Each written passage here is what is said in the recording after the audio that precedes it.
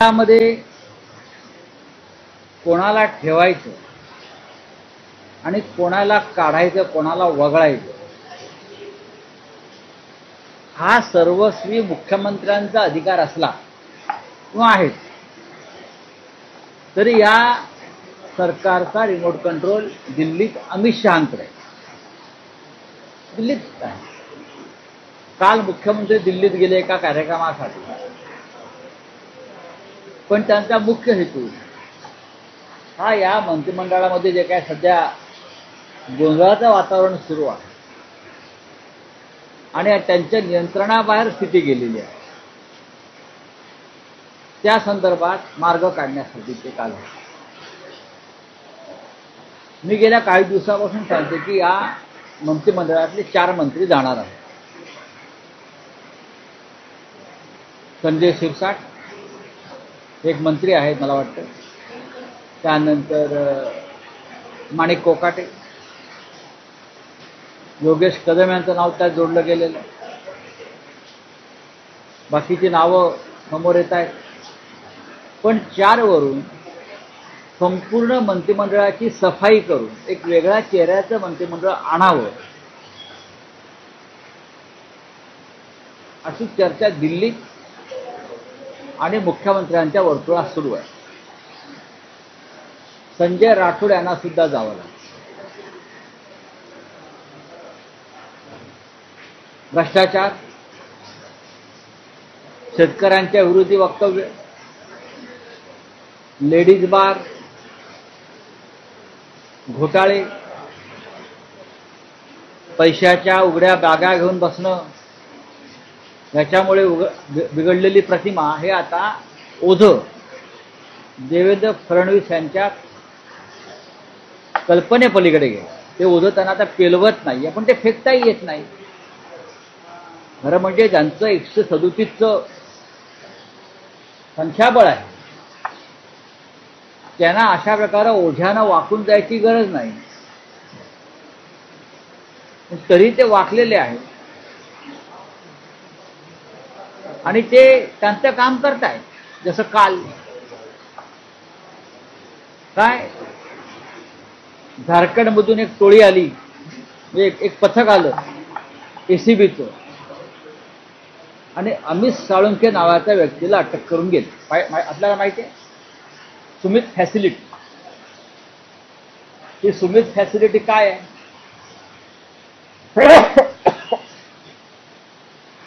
800 कोटीचा ॲम्ब्युलन्स घोटाळा जो महाराष्ट्रात झाला. 100 कोटीचा ॲम्ब्युलन्सचं टेंडर 800 कोटीला गेलं. ते सुमित फॅसिलिटीचे लोक. 108 नंबर ॲम्ब्युलन्स आठवत आहे, मी स्वतः हा विषय काढले आणि त्याचे सूत्रधार अमित साळुंखे. 650 कोटींनी टेंडर वाढवलं गेलं.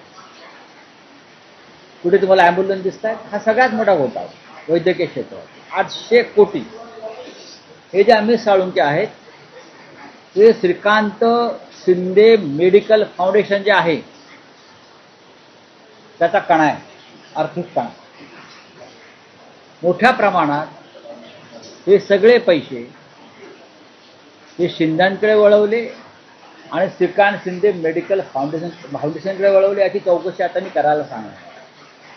झारखंडमधल्या मद्य घोटाळ्यातून काल एक पथक इथे आलं आणि या सुमित फॅसिलिटीजच्या अमित साळुंखेला अटक केली. हा एकनाथ शिंदे आणि श्रीकांत शिंदे यांचा अत्यंत जवळचा माणूस आहे. ही अटक सहज झालेली नाही. सरकारला या पैशाला कुठे पाय फुटलेत, कोणाच्या खात्यात गेलेत, प्रत्यक्ष अप्रत्यक्ष ते शोधायचं आहे आणि हे धागेदोरे महाराष्ट्राच्या मंत्रिमंडळापर्यंत येतात. हे असे अनेक प्रकार आहेत. हे प्रकरण सोपं नाही आहे. झारखंडमधून एक पथक आलं आणि एकनाथ शिंदेच्या अत्यंत जवळच्या म्हणजे त्यांच्या बाळराजांच्या अत्यंत गळ्यातल्या टाईट असलेल्या व्यक्तीला अटक करून घेऊन गेले. हे प्रकरण आता ईडीकडे जाईल आणि 800 कोटीच्या घोटाळ्यात सुद्धा हा बाहेर येईल. मद्य घोटाळा बाहेर येईल. कोणाचे पैसे किती अडकले आहेत, कोणाचे पैसे कुठल्या मेडिकल फाउंडेशनला गेले आहेत, निवडणुकीत किती वापरले, कसे आले, कुठे गेले, हे सगळं आता यातून बाहेर पडणार आहे. त्याच्यामुळे देवेंद्र फडणवीस यांना वरपासून खालपर्यंत मंत्रिमंडळाच्या साफसफाईची मोहीम आता घ्यावीच लागते. पण राऊत सर, एक असं म्हटलं जातं की माणिकराव कोकाटे यांचा मंत्रिपदाचा राजीनामा न घेता त्यांचं खातं बदललं जाईल. कदाचित त्यांच्याकडून कृषी खातं काढून वेगळं खातं दिलं जाईल. या सगळ्या अफवा आणि तुमच्या अटकळ आहेत. माणिक कोकाटे यांना राजीनामा द्यावा लागेल किंवा त्यांना काढावा लागेल. शेतकऱ्यांचा केलेला अपमान असा खातेबदलातून दूर होतो का? कृषी मंत्री असताना केलेला गुन्हा त्यांचं फक्त खातं बदलून धुवून निघेल पाप. अजित पवार नाही मान्य. स्वतःला शेतकऱ्यांची मुलं समजतात, स्वतःला शेतकरी समजतात. आणि माणिक कोकाटे असतील, संजय शिरसाट असतील, योगेश कदम असतील, संजय राठोड असतील, हे असे सगळे नमुने आपण मंत्रिमंडळामध्ये घेतलेले आहात. राज्य कसं चालवताय तुम्ही? काल हर्षल पाटील या तरुणाने केलेली आत्महत्या तुम्हाला विचलित करत नाही. आणि हर्षल पाटीलला ठेकेदार होता की नाही याच्यावर संशोधन करून तुम्ही आमच्यापुढे माहिती आणता. एक तरुण आत्महत्या करतोय, त्या तरुणाच्या आत्महत्येमागचं कारण स्पष्ट झालेलं आहे, तरी सरकार ती आत्महत्या नाही हे सांगण्याचा प्रयत्न करत आहे. इतकं निर्ढावलेलं सरकार या महाराष्ट्रामध्ये काम करत आहे. पण राऊत तेच आहे की अजित पवार, गुलाबराव पाटील असं म्हणतात की हर्षल हा थेट ठेकेदार नव्हता, तर तो उपठेकेदार. गुलाबराव पाटील यांच्या खात्याचा जो घोटाळा आहे, ते खातं कोणाकडे आहे? खातं कोणाकडे आहे? आतापर्यंत किती ठेकेदारांनी आत्महत्या केल्या? आतापर्यंत हजारो ठेकेदार रस्त्यावर आले. आतापर्यंत हजारो ठेकेदारांनी जलजीवन मिशनच्या आत्महत्या करू असं आव्हान दिलं आहे. आतापर्यंत अनेक ठेकेदारांनी मंत्र्यांच्या गाड्या अडवल्या. जळगावात मुख्यमंत्र्यांच्या गाडी पुढे जाळून घेण्याचा प्रयत्न केला. काय सांगतोय तो गुलाबराव पाटील? काय सांगतोय? हे राक्षस आहेत सगळे मंत्रिमंडळातले, रावण आहेत सगळे. हे कसलं रामाचं राज्य चालवतात? अमित साळुंकेचा विषय लक्षात ठेवा. मी परत परत सांगतोय. सुमित फॅसिलिटीज, श्रीकांत शिंदे मेडिकल फाउंडेशनमध्ये कशा प्रकारे भ्रष्टाचाराचा पैसा आला, प्रत्यक्ष आणि ह्याच पैशातून झारखंडचा मद्य घोटाळा, त्याच्यामध्ये स्लिपिंग पार्टनर्स कोण आहेत हे सुद्धा लवकरच कळेल. पुन्हा एकदा आपल्या निदर्शनास येते आहे की राज्याचे मुख्यमंत्री हे त्रिभाषा सूत्रावर ठाम आहेत. काल ते दिल्लीत होते एका कार्यक्रमानिमित्तानं आणि तिथे केलेल्या भाषणात त्यांनी असं म्हटलं की मराठीची सक्ती किंवा मराठी हे महाराष्ट्रात आलंच पाहिजे, बोललंच पाहिजे, पण तिसरी भाषा किंवा अन्य भाषांचाही, भारतातल्या अन्य भाषांचाही सन्मान केला गेला पाहिजे. देवेंद्र फडणवीस थोडे गोंधळलेले आहेत. ते हे विसरत आहेत की ते महाराष्ट्रासारख्या एका महान राज्याचे मुख्यमंत्री आहेत. ज्या महाराष्ट्रानं देशाला दिशा आणि मार्गदर्शन केलं, या राज्यानं या देशाच्या स्वातंत्र्य लढ्यामध्ये एक महान भूमिका बजावली. आणि हे राज्य झगडून मिळवलेलं राज्य, हे राज्य आकाशातून टपकलेलं नाही किंवा जमिनीतून उगवलेलं नाही आहे. कारण हे राज्य निर्माण झालं तेव्हा देवेंद्र फडणवीस यांचा जन्म झालेला नव्हता. हे राज्य मराठी आहे.